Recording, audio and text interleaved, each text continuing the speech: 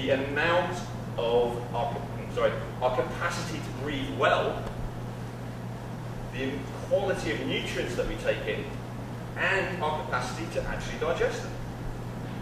Very simple, right? So this is a really great start with energy. Now, I would really encourage you, when you're low on energy, the first thing you think about is not food.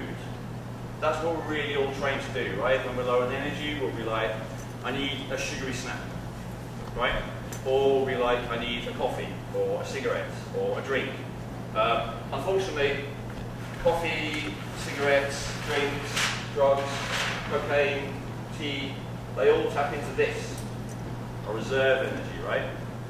But more ideal to start off by actually getting everyday energy we need from the air we breathe and the way that we breathe. So, how can we improve the quality of the air that we actually breathe? Anyone? Air purifier? Air purifier, absolutely. How about going outside? Time in the woods. Time in the woods, yes. So anywhere, obviously if you live in a city, you just have to make do. A lot of people ask me, is it possible to be optimally healthy and live in a city? And the answer is you can be as optimally healthy as you can be whilst living in a city, but really no. You know, if you're living in a city with a lot of pollution, a lot of traffic, you're never going to reach optimal levels of health, no matter how much salad you eat, no matter how many supplements you buy. You know, this is a really crucial thing. And this is why, all things being equal, people who live and work outside just look healthier than people who don't. You know, you can see it. Sometimes they smoke like 20 Marlboros a day, and you know they're drinking 10 pints of beer at night. But just the fact that they're actually breathing fresh air all day makes the difference, and they're healthier than the people who are living in stuffy rooms all day. So air, we really want to go for quality. And we just need to do the best we can, you know. If you are living in the city, I totally agree with you there, that's excellent. You know, an air purifier, an ionizer. Even if you do live in the city, the more hours you can be out in nature. Like, you know, I live in Brighton, which is a city, like a million people city, not as big as Toronto. But there's a beach there, so I go to the beach, you know. We can go to the lake, we can go to the park, you go to the forest. If you are really stuck indoors, if you have chronic fatigue or ME, and you just literally can barely get out of the house, you can add pot plants to your home. You know, the more the better. They're going to provide oxygen, use up the carbon dioxide, air purifier, deionizer. Really think about improving the quality of your oxygen if you're low on energy before you start thinking about I need to eat more food, or before you start thinking about supplements, because that's really basic stuff. Plants are a good idea as well. Yeah, I've said plants, yeah? Yeah, plants and flowers, yeah. Plants is excellent. And if they're plants that you can also eat, like superfoods, like aloe vera, all the better. And let's go to the lungs next then. So, most of us don't breathe in a way that actually oxygenates our system. Most of us breathe in a way which makes breathing. The way most of us breathe makes tension go up and energy go down.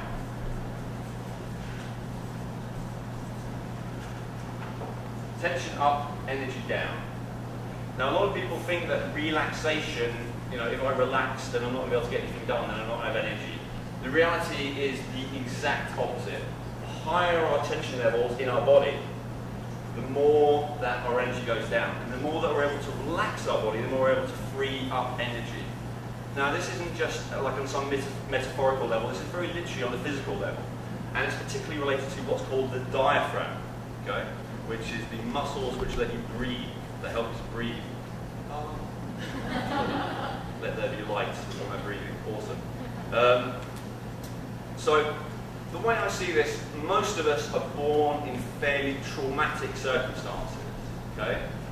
We're born with hospitals, we're dragged away from our mothers, we're, you know, very painful labour. I'm certainly not an expert on this, but as you can tell.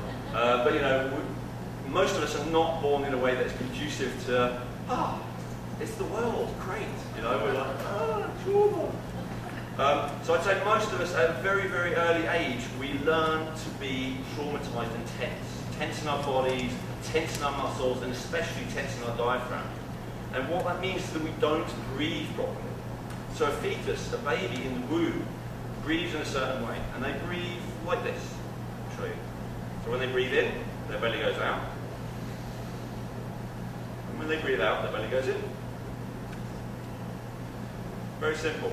And a baby gets all of its nutrients, of course, including oxygen, via the umbilical cord. So this is like the center of the body, this energy center here, this area of the body, this is the center of the body. Now, we learn through building up tension through trauma. It may be birth trauma, it may be after birth trauma. It's almost always a pre-verbal trauma. It's almost always before we actually learn to think and talk and communicate and even see ourselves as separate selves. We already learn to store all this tension in our body and our tension in our muscles. And we learn to breathe like this. So breathe up, breathe out. Right, breathe in, and we go like this. We breathe out, and we go like this. Right, anyone recognise that kind of breathing? You ever told someone to take a deep breath and they do that? Like, it's not working, I still feel tense. Right? So we want to really retrain ourselves to breathe in a natural way, which again is, as I said, breathing in, breathing out. And there are certain sort of breathing exercises that you can learn in yoga. You can learn something called pranayama, which means breath or energy control. In Qigong or Tai Chi or any of those kind of, don't really know what it means. They're like Chinese energy exercises. Qigong means energy, Qi, as we said earlier, cultivation. So learning something like that and really learning how to breathe. How about that as a fundamental for health or energy? You know, actually learning how to breathe properly. And it can take a lot of humility to go to someone and say, I don't know how to breathe. teach me, wise one. But a really, really important thing. Something you can come up with that. Who here has tried breathing exercises? Anyone? Awesome, most of you, great. Who here has not stuck with it until they felt profound transformation of their energy levels? Are the rest of you stuck with it? Who here stuck with it until you had a profound transformation in your energy levels? 1, 2, 3, okay, excellent, yeah. Most people don't stick with it. The reason for this is because we start to identify very, very, very strongly with this. This becomes me. Okay?